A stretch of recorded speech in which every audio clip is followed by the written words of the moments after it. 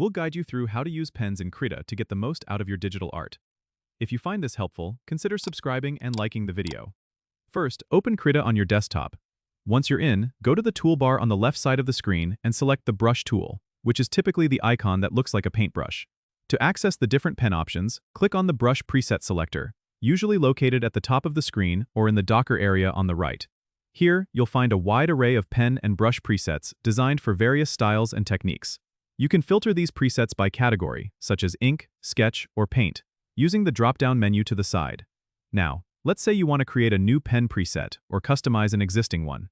Click on the Edit Brush Settings button, which is generally on the top toolbar and looks like a gear or a wrench icon. This will open the brush editor, allowing you to tweak parameters like size, opacity, and spacing. Adjust these settings by sliding the bars or entering specific values. Make sure to experiment with the brush tip and texture tabs to add unique characteristics to your pen.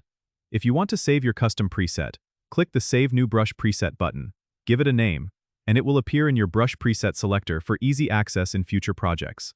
Remember, you can also assign shortcuts to your favorite pens for quick selection. Just go to Settings, then Configure Krita, and select Keyboard Shortcuts. Find the brush preset you want and assign it a key combination that suits you.